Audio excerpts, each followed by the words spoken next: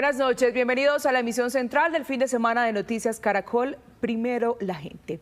A solo unos días de que se inicie el cónclave que elegirá al nuevo líder de la Iglesia Católica, los ojos del mundo están puestos sobre la ciudad del Vaticano.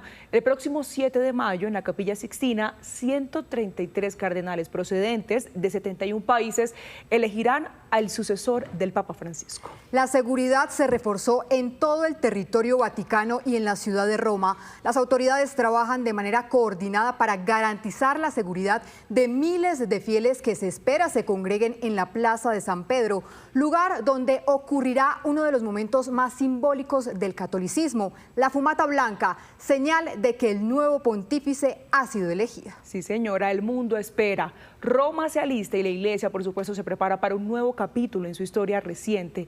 ¿Quién será el nuevo obispo de Roma? Vamos al Vaticano con nuestro director Juan Roberto Vargas y nuestra editora internacional Margarita Rojas, quienes han seguido muy de cerca todo lo que está ocurriendo desde la muerte del Papa Francisco. Buenas noches a los dos. ¿Qué tal? Muy buena noche, los saludamos de nuevo en esta cobertura especial de Noticias Caracol desde Ciudad del Vaticano. Estamos, Margarita, muy buenas noches. Ahora sí, hola, Juan Roberto, en la recta final para iniciar el proceso que es muy complejo, muy interesante, hasta apasionante, de elección del nuevo máximo jerarca de la Iglesia Católica. Hoy terminaron las misas de homenaje al Papa Francisco, que es lo que da la largada, ahora sí, para el conteo regresivo del cónclave. Sí, señor, el último de los novendiales, el de hoy, fue presidido por el cardenal protodiácono, que es el que es encargado de anunciar el Habemus Papam una vez se produzca el humo blanco. Bueno, él se llama Dominique Manberti y en su homilía de hoy ha destacado la valentía y la determinación con la cual el Papa Francisco le sirvió a la Iglesia hasta el último día, a pesar de su sufrimiento físico. Sí, señora, desde mañana habrá congregaciones generales como las ha habido toda la semana, pero más intensas. Habrá jornada en la mañana y jornada en la tarde, y así será hasta el próximo martes. Y el miércoles será ya el comienzo del cónclave, con toda una ceremonia que vamos a contarles a continuación, porque ahí arranca la hora de la verdad para la Iglesia Católica. Sí, señor, durante el cónclave que se va a realizar este 7 de mayo, la Capilla Sixtina se transforma por completo. Solo pueden ingresar los 133 cardenales electores, es decir, los prelados que son menores de 80 años. Antes de iniciar la primera votación, esos 133 cardenales entran en procesión a la Capilla Sixtina, donde hacen un juramento en el que prometen guardar absoluto secreto de lo que suceda durante las jornadas de votación, no recibir ni transmitir información y votar con libertad de conciencia. Después, los cardenales se sientan en los escritorios que están alineados contra las paredes. Cada uno recibe una papeleta, escribe el nombre de su candidato, la dobla y la entrega de forma ritual a los 3 cardenales escrutadores sobre un plato. Por día se pueden realizar 2 votaciones, 2 por la mañana y 2 por la tarde.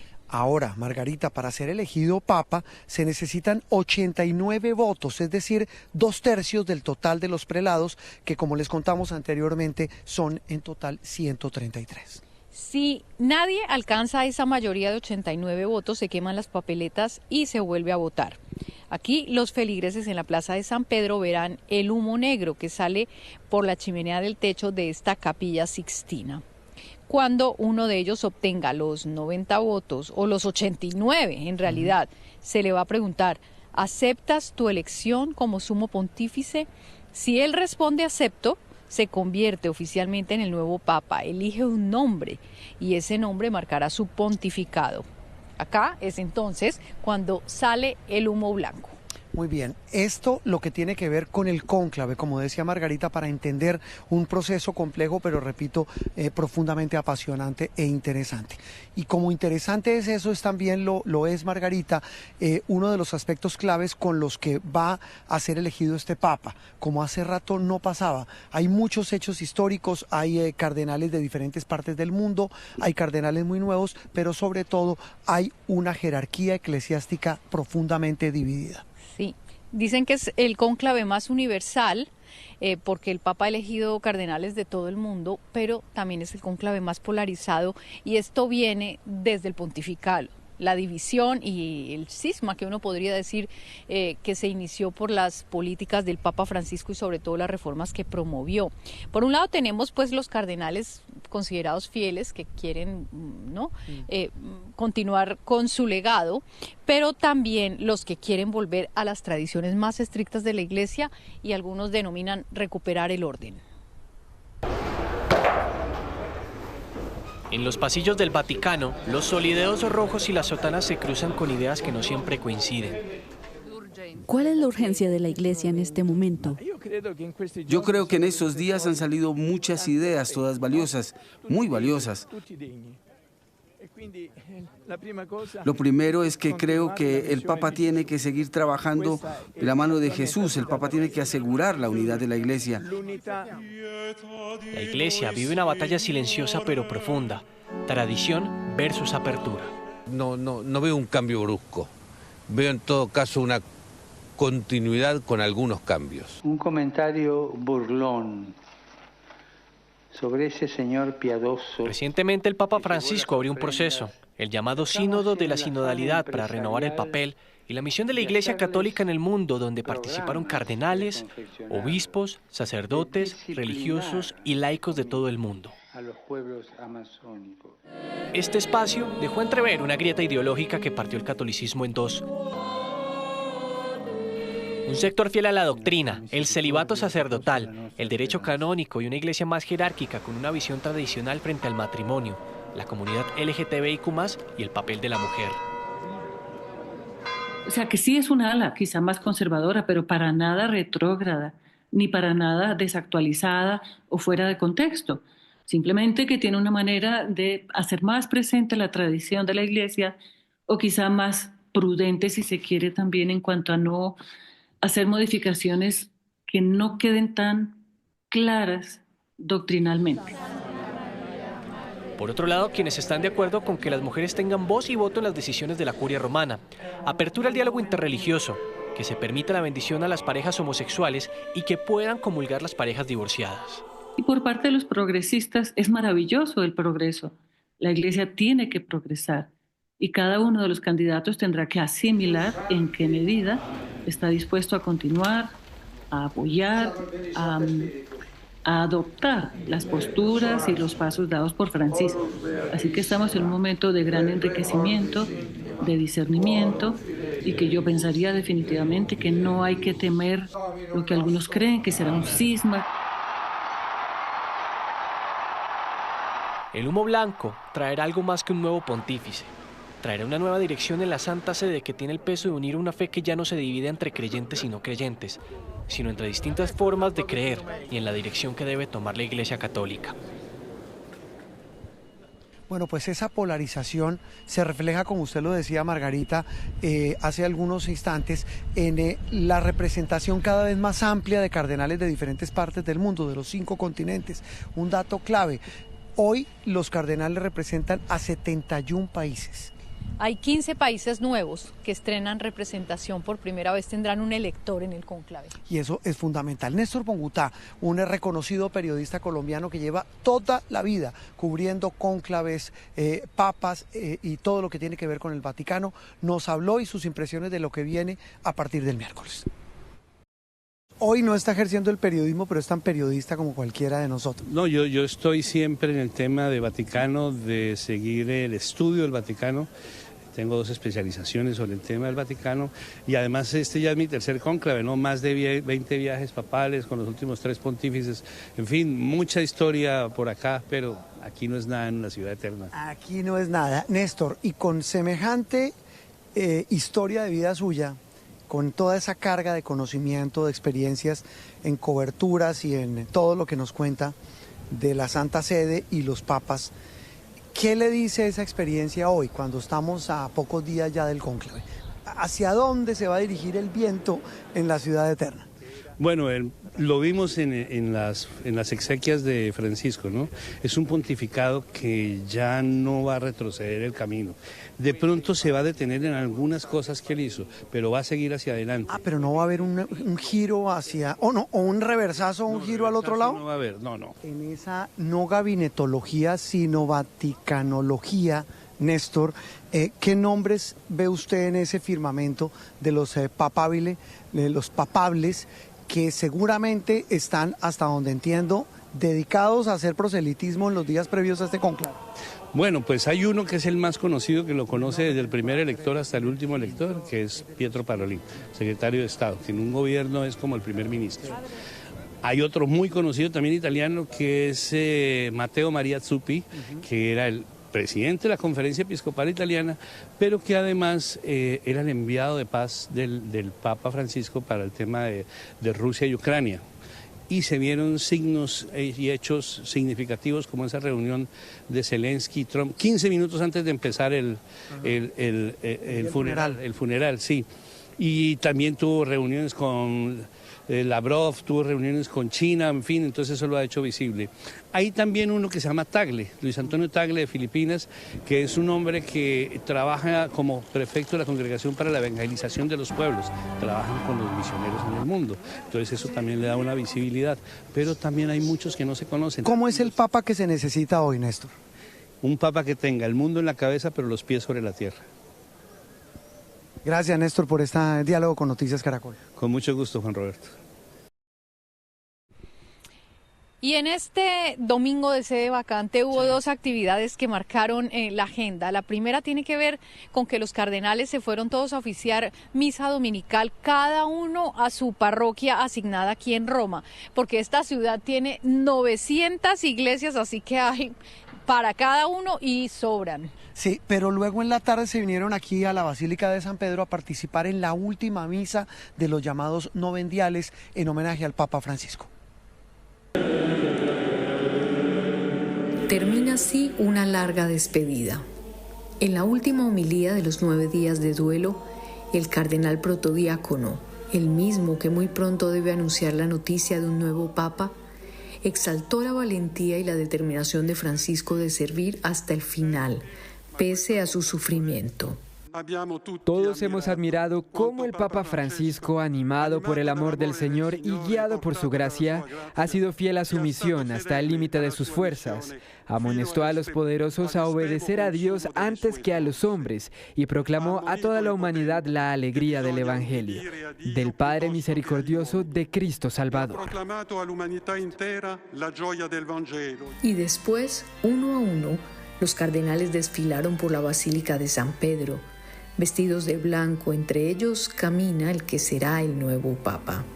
Algunos ya sienten el peso del favoritismo, como Mario Grech, de Malta, Pierbattista Pizzaballa, el patriarca latino de Jerusalén, Jean-Marc Abelin, arzobispo de Marsella, en Francia, y el estadounidense Robert Prevost, que marchaba casi de último.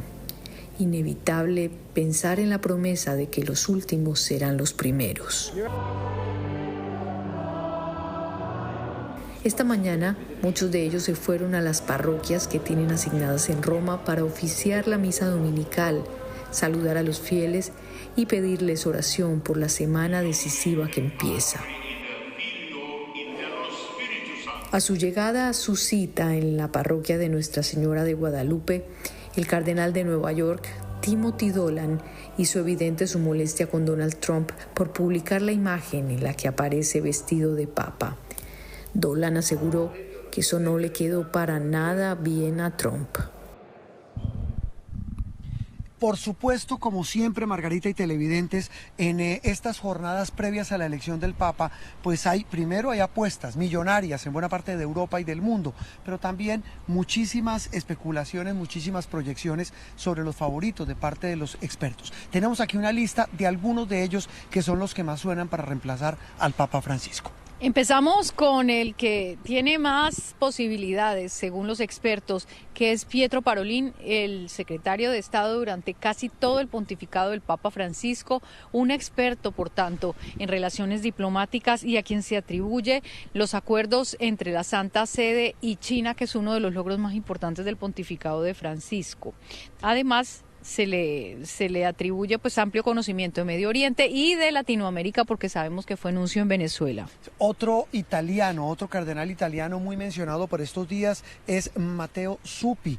Él es considerado, lo llaman coloquialmente el Francisco italiano, por su cercanía, por su afinidad, fue misionero, fue en los últimos años hombre clave en la diplomacia internacional del Vaticano, el enviado del Papa a la guerra de Ucrania y otros conflictos internacionales. Un hombre que era muy cercano y muy parecido al fallecido pontífice.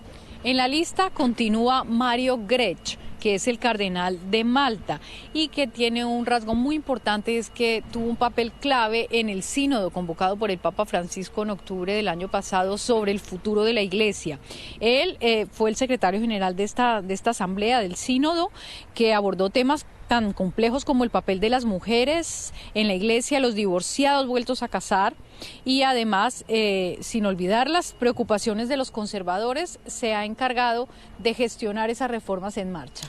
Así como hay coloquialmente un Francisco italiano, hay también un Francisco asiático. Se trata del cardenal filipino Luis Antonio Tagle, tiene 67 años, es considerado como un hombre carismático, de avanzada, progresista, muy cercano a las doctrinas y a la ideología del Papa Francisco, defensor a ultranza de las causas por los migrantes, los marginados y los pobres. Tiene un lunar. En los últimos días han surgido denuncias sobre personas víctimas de abuso sexual que dicen que él no hizo lo suficiente por denunciarlas en su país, Filipinas. Bueno, y por otro lado tenemos a Peter Turkson, con 76 años, que es el cardenal de Ghana y uno de los candidatos africanos más influyentes. Se dice que él podría ser el primer pontífice negro de la Iglesia Católica. Domina 6 idiomas y en más de una ocasión ha estado en el Foro Económico Mundial de Davos, lo cual habla de su perfil en economía. En ese abanico aparece un hombre muy interesante, el cardenal Pierbattista Pizzaballa, italiano, conocedor como muy pocos en el Vaticano de la situación en Oriente Medio. De hecho, en el 2023 se convirtió en el primer patriarca latino en Jerusalén y sus continuos llamados a la paz le han convertido en otra opción para liderar el Vaticano. Y otro candidato es Raymond Burke, de 76 años, estadounidense, arzobispo de San Luis. Cuando ejerció como obispo y arzobispo ha sido conocido por su postura muy firme frente a los temas morales y doctrinales, representa la rama conservadora y además fue uno de los críticos más fuertes del pontificado de Francisco. En esa ala conservadora también se destaca el nombre del cardenal Péter Erdő, es húngaro, habla 7 idiomas, se le reconoce que tiene posiciones muy abiertas en el diálogo con cristianos, ortodoxos y personas de otras religiones, pero es muy conservador en temas claves como el de acceder a que los divorciados que se vuelvan a casar accedan a sacramentos o como que se les dé bendición a las parejas del mismo sexo. Y finalmente les hablamos del estadounidense Robert Prevost, cuyo favoritismo es creciente. Tuvo mucha cercanía con el Papa Francisco y además, aunque es estadounidense, tiene muchos vínculos con América Latina porque estuvo muchos años en Perú, enviado en Perú. Además, en 2023 se convirtió en el prefecto del dicasterio para los obispos, es decir, es el encargado de hacer todos los nombramientos de obispos en el mundo y eso le ha permitido tener amplio contacto y conocimiento con las diócesis de todo el planeta. Es decir, que tiene manejo de la burocracia en la Iglesia Católica. Y además lo conocen. Exactamente, eso le da una ventaja enorme frente a otros. Muy bien, ese es un abanico que seguramente se ampliará en los próximos días, como también se va a ampliar el análisis de los asuntos que va a tener que abordar el nuevo Papa, y uno de esos es el que tiene que ver con los crecientes conflictos y guerras en el mundo. El Papa Francisco siempre dijo que la guerra era el fracaso de la humanidad. En marzo de 2021, el sumo pontífice visitó Irak para llevar un mensaje de paz a las comunidades cristianas amenazadas por un país con décadas de conflicto. Sus mensajes también se extendieron por Medio Oriente e incluso llegaron a Colombia con un aire de esperanza en medio de la desolación. Ahora el próximo obispo de Roma tiene como uno de sus grandes retos seguir con el mensaje de paz en medio de un mundo cansado de la guerra. El mensaje del Vaticano siempre debe ser de unidad y prevalencia de la paz. La misión de la Santa Sede es promover el diálogo al servicio del bien común, sin que su vocación caiga en sesgos políticos, económicos o militares. El mayor desafío en este contexto es saber cómo balancear posiciones políticas que lleven a la resolución de los conflictos sin que esto implique, por ejemplo, una justificación de algunos conflictos. Esfuerzos diplomáticos, discretos, pacientes y persistentes están en la lista de misiones que tendrá el próximo sucesor de San Pedro para abogar no solo por los católicos atrapados entre Palestina e Israel, sino que también por el resto de fieles que viven en guerra. El Papa, tradicionalmente, en los últimos 60 años, a través del mensaje de los domingos, luego del Ángelus, generalmente repite un llamamiento a la paz universal a través de la condena de las diferentes guerras y conflictos. La tarea no está fácil. Quien llega a ocupar el máximo puesto de la Iglesia Católica deberá abogar porque se callen las armas entre Ucrania y Rusia, una tregua en la Franja de Gaza, la liberación de todos los rehenes y la paz de miles de comunidades azotadas por el sonido de las balas, los misiles y los gritos de dolor. Otro de los grandes retos de este mundo moderno, sin duda, Juan Roberto, es la migración, sigue creciendo, que sigue imparable, impulsada sobre todo por problemas como la economía, pues la pobreza en muchos países, las guerras y los desastres causados por el cambio climático. Recuerde usted que el tema de los migrantes, la defensa de los migrantes fue uno de los asuntos que más golpeó y del que más habló el recién fallecido Papa Francisco. Las crisis económicas, los conflictos internos, los desastres naturales y los problemas sociales son los principales motivos de la migración en el mundo. Que no se la deseo a nadie, loco. Eso es feo. Un fenómeno que ha ido en aumento durante los últimos años y que está motivado por el interés de buscar un futuro mejor. Alguien en tránsito necesita alimentación, necesita un techo y un lugar de refugio. Muchas veces necesita dónde bañarse, dónde poder tener bajo techo y cuidado a sus hijos pequeños, incluso mujeres embarazadas. Las dinámicas actuales del mundo generan que los gobiernos disminuyan los recursos de cooperación internacional, dejando sin sustento económico los programas sociales de apoyo a los migrantes. Por eso el papel de la Iglesia es determinante y en ese orden de ideas de quien sea elegido como el nuevo Papa, debido a que además de su labor religiosa, cumple también un rol social en favor de las comunidades. Y el nuevo sucesor de Pedro, que es el Papa en el mundo, no puede ignorar este clamor. También hereda una iglesia que bajo el liderazgo del Papa Francisco decidió caminar del lado de quienes han sido empujados a la intemperie por la pobreza, por conflictos. Pero los retos del nuevo Papa también están enmarcados en la sensibilización. Según Naciones Unidas, los migrantes representan el 3,7% de la población mundial. El Papa Francisco tenía una vocación de servicio hacia el tema migratorio, que no se quedaba únicamente en las acciones que se encarnaban desde la Iglesia Católica, sino incluso desde su propia posición personal. Es decir, cerca de 304 millones de personas refugiadas en lugares diferentes a sus países natales. Mencionaba usted, Margarita, que este cónclave va a ser el más internacional de la historia, donde hay cardenales de sitios de la tierra que nunca antes habían tenido altos prelados de la Iglesia Católica participando en la elección del nuevo pontífice. Y eso bien vale la pena, pues, que echemos un vistazo a las nacionalidades de los papas. Porque es un factor que importa en las consideraciones, sin duda. Un factor político y geopolítico. La Iglesia Católica lleva más de medio siglo en este momento sin tener un papa italiano. Recordemos que el Papa Francisco pues era argentino, Benedicto XVI era alemán y, como sabemos, Juan Pablo II era polaco. Por eso se asegura que los 17 cardenales italianos están pujando muy fuerte para que vuelva a ser italiano, que pues sin duda el país que más papas ha tenido, o por lo menos europeo. Sí, señora, ese deseo de los italianos se alimenta del peso histórico que ha tenido Italia en la Iglesia Católica. De los 266 papas elegidos a lo largo de la historia, 217 han sido italianos, lo que representa cerca del 80%. El último pontífice italiano fue Juan Pablo I, quien ocupó el cargo durante solo 33 días en 1978. Un dato muy significativo es que Italia además sigue teniendo una gran influencia en el cónclave, porque solo Italia tiene 17 cardenales. de los 55 europeos, así que hagámonos una idea del peso que tiene este país. Representa el 14% de los votos totales en el cónclave, imagínese ese bloque tan importante, mucho más que cualquier otro país. Sí, señora. Otra de las voces interesantes que hablan de lo que va a pasar en ese cónclave y de la situación hoy, el panorama de la Iglesia, es de nuestro colega, escritor también, es Javier Martínez Brocal, que dialogó con Margarita Rojas aquí en el Vaticano. Nos acompaña Javier Martínez Brocal, que ha sido durante mucho tiempo corresponsal de Noticias Caracol aquí en el Vaticano y ahora también nuestro colaborador.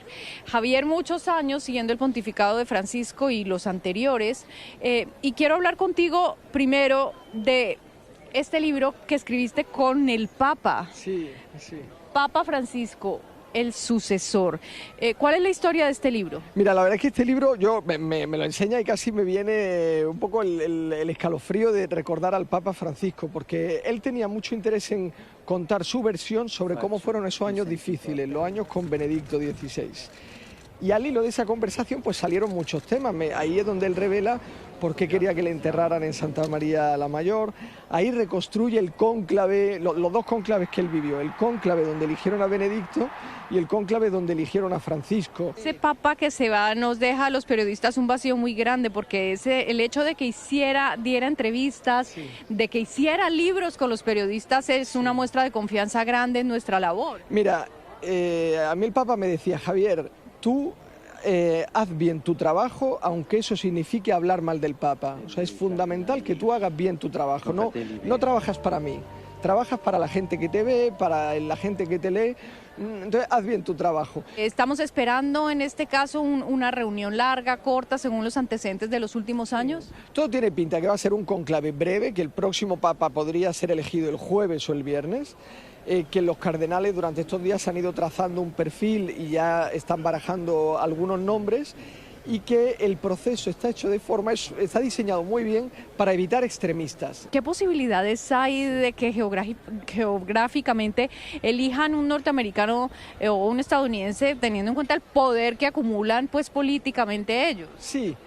Claro, lo ideal sería, en el caso de elegir, el candidato Robert Prevost es de Estados Unidos, pero está fuera de Estados Unidos porque es prefecto del dicasterio de los obispos. Entonces tiene estas dos almas, es un intelectual, un religioso agustino, ha trabajado como misionero en Perú, entonces creo que está fuera de la lógica de la política americana. Yo estoy convencido de que el próximo Papa va a ser latinoamericano, estoy convencido. Pero claro, luego meto la cabeza y digo, bueno, ¿y quién podría? Por eso veo, bueno, el arzobispo de Bogotá es muy apreciado, porque es una persona muy serena, que sabe afrontar los problemas con mucha serenidad. Entonces, a lo mejor están mirando hacia él y quieren dar la sorpresa. Javier, muchas gracias por estas lecturas de cómo entender lo que viene.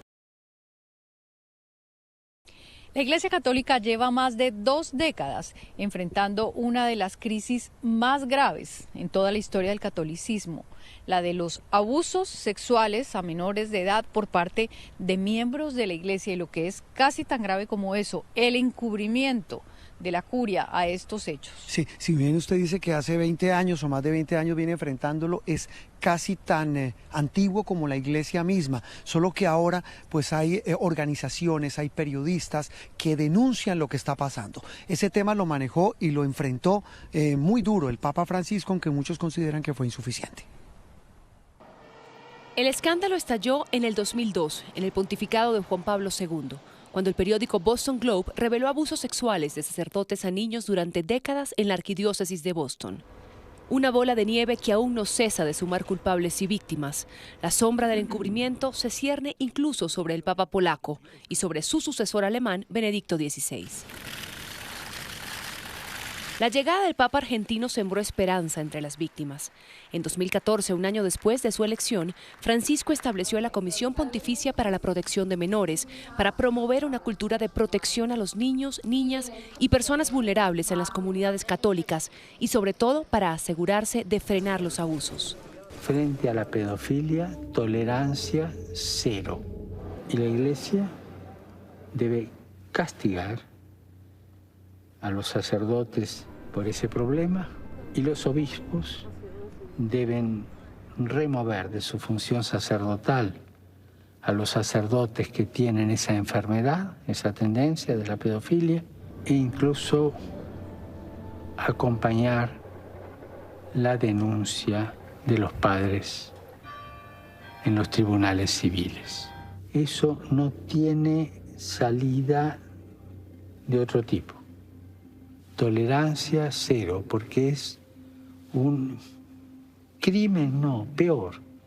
Es dejarlo con vida, pero destruido. Entonces convocó en 2019 una reunión sin precedentes en el Vaticano, un encuentro de 4 días que concluyó con nuevas directrices. Monseñor Pedro Mercado, presidente del Tribunal Eclesiástico Metropolitano, donde se reciben las denuncias de abuso y acoso sexual de Bogotá, destaca algunas de ellas. Un vademecum que uniforma la legislación en la Iglesia y la hace más concreta, más práctica y más comprensible también para los hacedores del derecho, en particular para los vicarios judiciales encargados de investigar estos casos, para los tribunales eclesiásticos. Y otro tema también muy importante que atañe a la transparencia ha sido la decisión del Papa de levantar el secreto pontificio. Al levantar el secreto pontificio, la Iglesia está obligada a compartir denuncias, testimonios y documentos procesales relativos a los casos de abuso con las autoridades civiles que los investigan, un requisito que según asociaciones de víctimas no se cumple a cabalidad. El gran mérito, los grandes avances de todos estos años, nosotros y nosotras lo vemos en las luchas que llevamos colectivamente adelante los sobrevivientes y en el campo de la opinión pública. Las instituciones, como en este caso la jerarquía católica internacional, vienen muy atrás y vienen tratando de dar respuesta a esos escenarios que construimos las víctimas con nuestras luchas, pero de maneras bastante insuficientes y bastante incoherentes a nuestro criterio. Quien habla es Sebastián Cuatromo, sobreviviente de abuso sexual en su niñez por parte de un cura de un colegio católico en Argentina. Fundador, junto a Silvia Piceda, también víctima, de la ONG Adultos por la Infancia. Ellos aseguran que en materia de justicia y de castigo a los responsables fue poco lo que se hizo en el pontificado de Francisco. Pero sin duda una de las acciones más notables fue la decisión del Papa de expulsar del sacerdocio en 2019 al poderoso cardenal estadounidense Theodore McCarrick, arzobispo emérito de Washington, señalado de abuso sexual de seminaristas y de menores de sexo masculino durante décadas. Y aunque la mayoría de las respuestas han sido sobre todo reactivas a las denuncias de la prensa y de los grupos de víctimas, la Iglesia bajo su mandato dio otro importante paso: investigaciones independientes encomendadas por distintas diócesis en el mundo que han ayudado a dimensionar la magnitud del problema, poniendo en cifras el horror que han vivido las víctimas. Una de las pioneras fue la de Josh Shapiro, fiscal general de Pensilvania en Estados Unidos, a cargo de un gran jurado que develó las atrocidades sufridas por al menos 1.000 menores a manos de más de 300 miembros del clero en más de 70 años. Además, los patrones de encubrimiento que llegaban, en algunos casos, hasta el Vaticano. Se hicieron investigaciones similares en varios países, incluidos Australia, Francia, Alemania, Irlanda, los Países Bajos y Portugal. La verdad os hará libres, dice el Evangelio. Y yo creo que enfrentarnos de una manera nueva, más transparente a esta verdad, está también haciendo crecer en la Iglesia una mayor conciencia de que este delito, de que este crimen, lo tenemos que combatir con mayor decisión y contundencia. Una auténtica catástrofe moral frente a la que Francisco actuó, sobre todo en la instauración de mecanismos para evitar más abusos hacia el futuro. Bueno, Margarita, y en medio de los grandes temas que debe enfrentar la Iglesia en el mundo y por supuesto en Colombia, está el tema de los cardenales colombianos que están en Roma. Sí, tenemos 3 cardenales, solo uno de ellos asistirá al cónclave, Monseñor Luis José Rueda, pero existe otro que ya es un cardenal emérito, Rubén Salazar, pero es el único colombiano que ha estado en un cónclave, tiene esa experiencia. Sí, señora, pues tanto el cardenal Rueda como el cardenal Salazar hablaron de eso, del cónclave que viene aquí desde el miércoles en el Vaticano. Las opiniones de nuestros cardenales, sobre todo de 2 de ellos, uno que participará en el cónclave para elegir al nuevo Papa y el otro que ya estuvo en otra elección, pueden ser claves para entender la magnitud del evento que ocurrirá desde la semana entrante. Para el debutante, el cardenal Rueda, las congregaciones generales sirvieron para conocerse. Muchos de ellos son cardenales nuevos. Rueda asegura que no hay tal confrontación como algunos lo pintaron.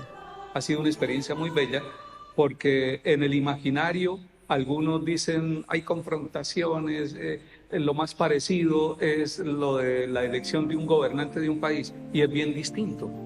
Es un ambiente de fraternidad donde todos podemos hablar. Para el cardenal Rubén Salazar, quien ya participó en un cónclave en el que resultó elegido el Papa Francisco, no debe haber misterio en la nueva elección. En su concepto, los cardenales tienen claro el camino a tomar. Libertad interior, que significa que la persona se siente verdaderamente libre y por lo tanto valientemente capaz de anunciar a Jesucristo muerto y resucitado. Entonces, indudablemente que el nuevo Papa tendrá que, con la nueva valentía que el Señor le dé, de pronto no será, como hemos sentido claramente, no será una fotocopia del Papa Francisco, el nuevo Papa. Cada Papa tiene su propia personalidad. Y el cardenal Salazar contó más. Esa confidencialidad propia de los cónclaves no es obstáculo para conversar entre los cardenales. Eso sí, entre ellos, no hacia afuera. La palabra cónclave significa con llave. Nos echan llave, indudablemente. Nos echan llave en el sentido de que cuando entramos a Santa Marta, y eso lo experimentará el señor cardenal Rueda el próximo martes por la tarde, cuando entramos a Santa Marta nos despedimos del mundo. Ya no va a haber celulares, no va a haber ninguna comunicación con el mundo exterior. Ahora, el voto es absolutamente personal y secreto. O sea que en conciencia no podemos decir, yo estoy votando por fulano y por lo tanto los invito a que voten por Vengano. Y volviendo al debutante, el cardenal Rueda resume así su posición frente al reto que viene desde este miércoles. Un reto espiritual e institucional que sin duda va a marcar la ruta que tome la Iglesia Católica. ¿Qué querrá Dios para la Iglesia y para la humanidad en este momento? Muy bien, Margarita. Surtido, como arrancamos este reporte, lo hemos dicho a lo largo de este día, surtido los homenajes al Papa Francisco, ahora sí viene de verdad la política dura y pura en el Vaticano para escoger a su sucesor. ¿Qué viene y qué se dice en estos días previos al cónclave? Pues mañana vienen congregaciones generales, sí, en la mañana y en la tarde, sí, más decisivas que nunca. ¿Y qué se dice? Pues aquí la sensación generalizada es que hay un ambiente de confusión, es decir, que todavía no están claras las cosas, que el cónclave podría resultar más difícil de lo que se esperaba y por tanto quizá más largo. Es decir, y con una expectativa que va a crecer con el paso de los días. Termina este especial de Noticias Caracol desde el Vaticano previo a la elección al cónclave que terminará con la elección del Papa Francisco. Seguimos en nuestras emisiones de Noticias Caracol con más de este tema que concentra la atención del mundo. Una feliz noche para todos en Colombia.